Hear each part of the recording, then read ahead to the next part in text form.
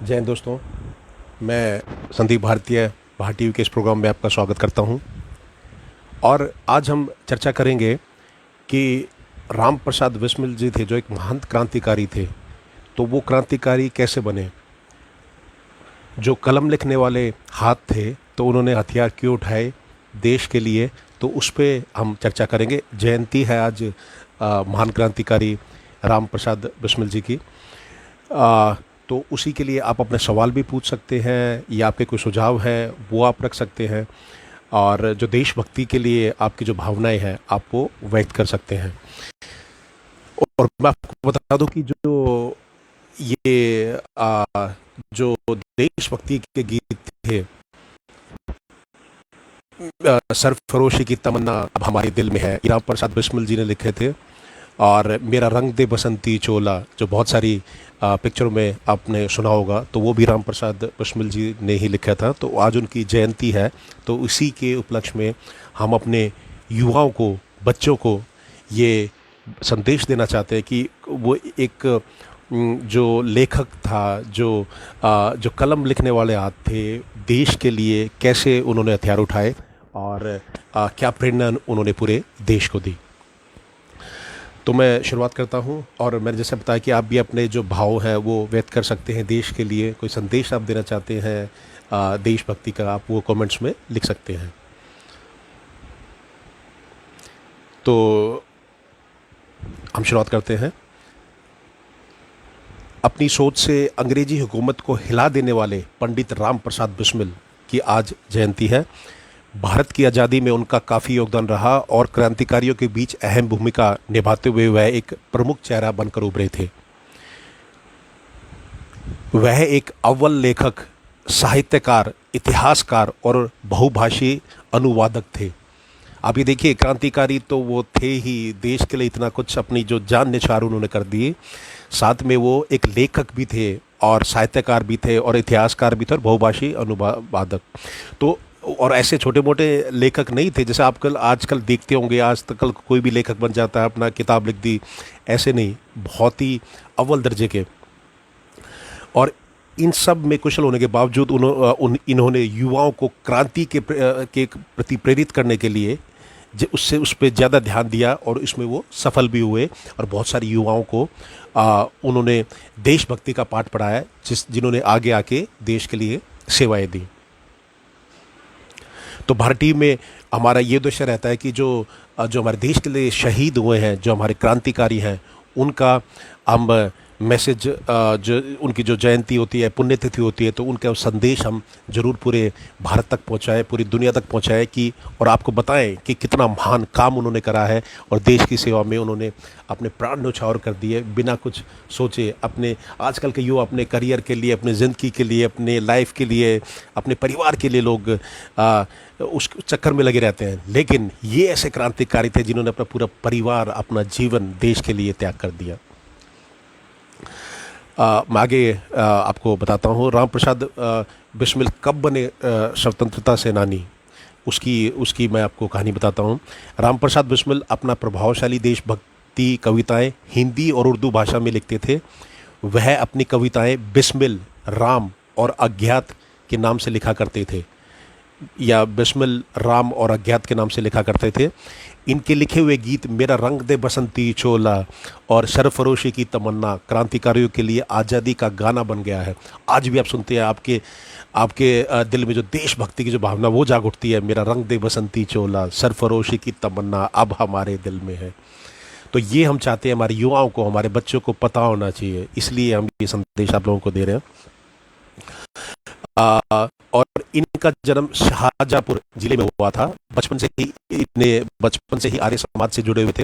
आजादी की आग और क्रांति की ज्वाला राम प्रसाद बिस्मिल के अंदर तब जगी जब उन्होंने भाई परमानंद, एक देशभक्त और आर्य समाज के सदस्य थे, भाई परमानंद। तो जब भाई परमानंद की मृत्यु की खबर सुनी, तब इनमें देशभक्ति की जो ज्वाला थी वो जग गई राम प्रसाद बिस्मिल जी ने। और उन्होंने फैसला कर लिया कि मुझे भी देश के लिए अपना बलिदान देना है और लोगों को, युवा को मुझे प्रेरित करना है। तो जैसे ही उन्होंने भाई परमानंद की मृत्यु की खबर सुनी, तो वह उस समय सिर्फ 18 साल के थे और गुस्से में उन्होंने एक कविता लिखी, मेरा जन्म। तो गुस्सा उनको इतना आया, फिर एक कविता लिखते हैं, मेरा जन्म। और सिर्फ 18 साल की आयु। आप ही देखिए आजकल के जो युवा हैं, आप 18, 20, 22 आप देखते हैं कि कई लोग जो, उनको देश से कोई मतलब नहीं। ये चीज़ बड़ी शर्मनाक लगती है। और ये देखिए 18 साल के एक युवा जिनके भाई परमानंद की जैसे मृत्यु होती है, तो देशभक्ति की ज्वाला उसमें उनमें जग जाती है, और फिर वो कविता लिखते हैं, और फिर वहीं से शुरुआत होती है उनकी देशभक्ति की। और एक मेनपुरी षड्यंत्र हुआ था, तो उसके बारे में मैं बताता हूँ।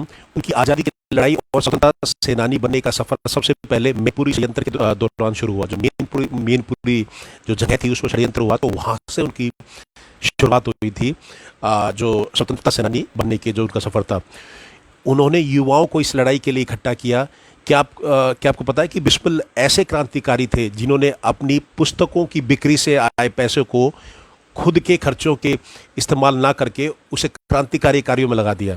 तो जो किताबें लिखते थे, उसकी जो बिक्री होती थी जो पुस्तकों की, उससे जो पैसा है उनको कहीं ना कहीं जो मिलता था, तो वो देशभक्ति के कार्यों में लगा देते थे, अपने देश के लिए लगा देते थे, अपने क्रांतिकारी जो कार्य थे उसमें वो लगा देते थे। और फिर हमें जब शर्म आती है आजकल के ये जो ये भगोड़े मेहुल चोकसी हैं, माल्या हैं, ये लोग जब देश का पैसा लूट के भागते हैं, ये चोकसी जो 13,500 करोड़ के गमन करके देश से भाग गए हैं, माल्या और ये नीरव मोदी, ऐसे लोग जो देश के गद्दार हैं, उनसे उनको देखिए आप। ये जो बिस्मिल जी थे, अपने जो किताबों के जो पुस्तकों के जो पैसे आते थे उसको भी देशभक्ति में लगा देते थे। ये होती है देशभक्ति की भावना। तो और राष्ट्रपिता महात्मा गांधी के खिलाफ थे वो। तो क्यों खिलाफ थे उसका मैं आपको बताता हूँ। कांग्रेस पार्टी के विचारों के खिलाफ खड़े रहकर उन्होंने हिंदुस्तान एसोसिएशन का गठन भी किया, और जिसमें स्वतंत्रता सेनानी भगत सिंह और चंद्रशेखर आजाद जैसे नेता शामिल हुए। तो उन्होंने कांग्रेस पार्टी इसके फेवर में थी कि जैसे हिंदुस्तान एसोसिएशन का उन्होंने गठन किया, और उसमें उस एसोसिएशन में राम प्रसाद बिस्मिल थे और भगत सिंह थे, चंद्रशेखर आजाद थे, तो सारे नेता शामिल थे। इनके विचार देश के राष्ट्रपिता महात्मा गांधी से बिल्कुल विपरीत थे। तो वो अहिंसावादी थे महात्मा गांधी जी, और ये कहते थे कि जब हमें देश के लिए, लक्ष्य तो दोनों का ही था देश को आजादी दिलाना, लेकिन एक अहिंसा के साथ चलना चाहते थे। एक ये कह रहे थे कि अगर हमें मैसेज देना पड़े, हमें चाहे उसमें हिंसा हो, लेकिन हमें लोगों को प्रेरित करना है, जगाना है। इनका मानना था कि अहिंसा से ये हमें आज़ादी नहीं मिल सकती। तो स्वतंत्रता सेनानी बिस्मिल का कहना था कि आज़ादी किसी भी हालत में अहिंसा के मार्ग पर चलकर प्राप्त नहीं की जा सकती। यही मैं आपको कहना चाहता हूँ। महात्मा गांधी जी वो कहते थे कि हमें हिंसा नहीं करनी, अहिंसा के पथ पे चलते हुए हमें आज़ादी लेनी है। लेकिन ये जो हिंदुस्तान एसोसिएशन के जो गठन हुआ था, उसके जो मेंबर थे, उनका ऐसा मानना था, जिसमें चंद्रशेखर आज़ाद थे, भगत सिंह जी थे और बिस्मिल जी थे। तो उनका ऐसा मानना था कि भाई आज़ादी किसी भी हालत में अहिंसा के मार्ग पर चलकर प्राप्त नहीं, कि अहिंसा के मार्ग पर चलकर प्राप्त नहीं की जा सकती। उसके लिए अगर थोड़ी बहुत हिंसा भी करनी पड़ेगी तो हम वो करेंगे, ताकि हम जो सोए हुए लोग हैं उनको हम जगा सकें। तो ये इनका ऐसा मानना था। इसलिए ये महात्मा गांधी जी के विपरीत इनके विचार थे। लेकिन हम ये कहना चाहेंगे कि मंशा दोनों की यही थी कि हमारा देश आज़ाद हो सके, और सभी का इसमें भारत की आज़ादी में महत्वपूर्ण योगदान है। और काकोरी कांड और फांसी की सज़ा, जो काकोरी कांड हुआ था उसमें इनको फांसी की सज़ा हुई थी। तो वो मैं आपको बता देता हूँ। काकोरी कांड तो जो हुआ था उसमें क्या हुआ था, लखनऊ के पास मौजूद काकोरी की ट्रेन को राम प्रसाद बिस्मिल, जैसे ये देशभक्ति के जो कार्य करते थे, जो क्रांतिकारी काम करते थे, उसमें पैसे की जरूरत भी होती थी। तो पैसे कहाँ से आए, तो उसमें हुआ क्या कि ये जो अंग्रेजों ने जो हमारा ही पैसा लूटा हुआ था। अब मैं आपको ये कह दूं कि जैसे अभी लोग ये कहते हैं कि काकोरी कांड में या ट्रेन में राम प्रसाद बिस्मिल ने या किसी और क्रांतिकारी ने पैसा लूटा, वो पैसा लूटा नहीं था, वो हमारा ही पैसा था। अंग्रेजों ने उसको लूट रखा था, अंग्रेजों ने हमारे देश का पैसा लूट रखा था, तो इन्होंने अपना पैसा वापस लेने का काम करा था। तो ये काकोरी कांड हुआ था। तो उसमें हुआ क्या कि काकोरी की ट्रेन में जो अंग्रेजों ने जो पैसा लेके जा रहे थे, जो तो उसको इन्होंने क्या करा, काकोरी की ट्रेन को राम प्रसाद बिस्मिल और उनके 3 साथियों ने लूटा, और ब्रिटिश साम्राज्य को के गार्ड्स को चकमा देकर ट्रेजरी में मौजूद पैसे को भी लूट लिया। तो कहने के जब ये शब्द यूज होते हैं तो वो ठीक नहीं है। जैसे हमारी किताबों में लिखा होता है कि काकोरी में ट्रेन को लूट लिया था, लूटा नहीं था, वो हमारी तो पैसा था, अंग्रेज कहीं बाहर से थोड़ा लेके आए थे। वो हमारे देश का ही पैसा था। और ये हमारे जो क्रांतिकारी थे, इन्होंने उस पैसे का इसलिए वो जो ट्रेन का जो ये लूटना बता रहे हैं, तो इसलिए उसका इस्तेमाल करा है क्योंकि जो क्रांतिकारी कार्यों के लिए पैसे की जरूरत भी होती है। इसलिए इन पे आरोप लगा कि भाई इन्होंने ये जो ट्रेन को लूटा गया, ऐसा जो कहते हैं। पर ये मेरे हिसाब से ये वर्णन करना कहीं ना कहीं गलत है कि लूटा लूटा तो जो अपने घर का पैसा ही है, हमारे देश का ही पैसा था, सोने की चिड़िया थी हमारा भारत, तो उसको आप लूटा कैसे कह सकते हैं। तो इस घटना के बाद अंग्रेजी हुकूमत ने राम प्रसाद बिस्मिल और उनके 3 साथियों को गिरफ्तार कर लिया और बाद में उन्हें फांसी की सजा सुना दी थी। जो काकोरी में जो ट्रेन का क्या कहते हैं, जो ट्रेन लूटी गई थी, तो उसमें अंग्रेज काफ़ी सहम गए थे, डर गए थे कि भाई ये लोग तो आगे भी ऐसे क्रांतिकारी काम करेंगे और एक दिन भारत की जो भारत देश हमारे हाथ से छिन जाएगा। तो इसलिए इनको और इनके 3 साथियों को गिरफ्तार करके फांसी की सजा सुना दी गई। आपके कोई विचार हैं तो आप वो रख सकते हैं, अपने सुझाव आप रख सकते हैं, देशभक्ति का कोई और आप जो भावना है वो आप वो व्यक्त कर सकते हैं। और हमारा उद्देश्य ये है कि जो हमारे युवा है और हमारे बच्चों को उसको जगाना है और देशभक्ति की जो भावना है उनमें भरनी है हमें। हमारा काम ये है भारत टीवी पे।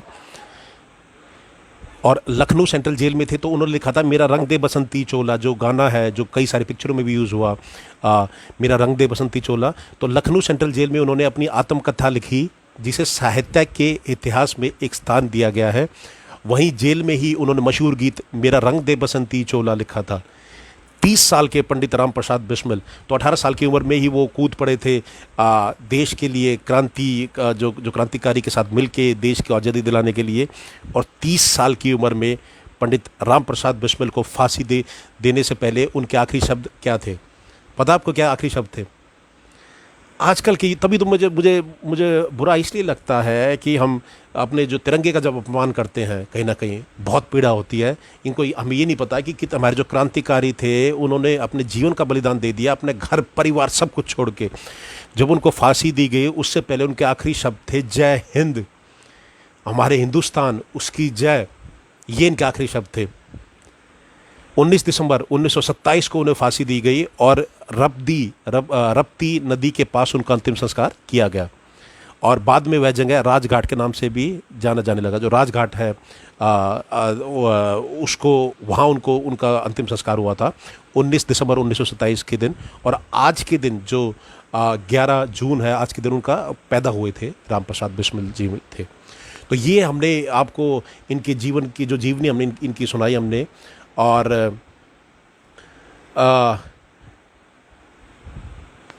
तो ये हमने उनकी जीवनी सुनाई और हमारा उद्देश्य ये है कि आजकल की युवाओं को प्रेरित कर सके कि क्यों एक जो लेखक था, साहित्यकार था, उस जो कलम चलाता था, उसने हथियार पकड़े देश के लिए, अपने लिए नहीं। उसे जैसे आजकल के ये जो नीरव मोदी हैं और माल्या है और मेहुल चोकसी हैं, ये देश का पैसा लूट के भागे हैं। इसलिए ये इनका आप देखिए क्या क्या फ़र्क है इनमें, देशद्रोहियों में। और ये हमारे जो देशभक्त थे और जो क्रांतिकारी थे, राम प्रसाद बिस्मिल। तो हमने उनकी पूरी जीवनी आपको बताई और आगे भी ऐसे हमारे जो महान क्रांतिकारी है उनके जीवन के बारे में हम आपको बताते रहेंगे, उनकी जो जीवनी आपको सुनाते रहेंगे, ताकि हमारे युवा, हमारे बच्चे प्रेरित हों।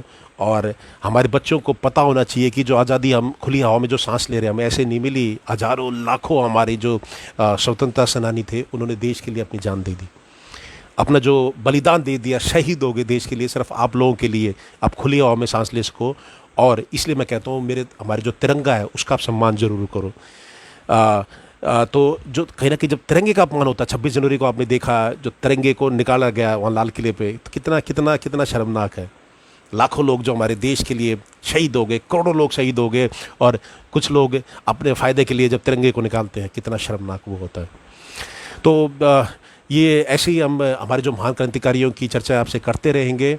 और आपके कुछ सवाल है तो आप कमेंट्स में लिख सकते हैं, या आपके सुझाव है तो आप वो लिख सकते हैं।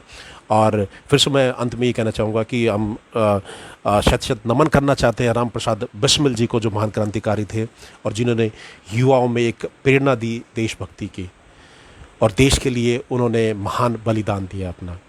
तो ऐसे महान बलिदानी को, क्रांतिकारी को हमारी टीम की तरफ से, भारत टीवी की तरफ से शत शत नमन।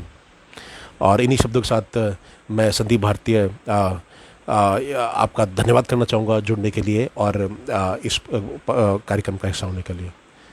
इसलिए आपसे कहता हूँ कि देश के लिए अच्छे काम करिए, देश का नाम रोशन करिए, हमारे तिरंगे के को पूरी दुनिया में जो फहराने का काम करें। फिर से आप सभी को जुड़ने के लिए बहुत बहुत धन्यवाद। जय हिंद, जय भारत।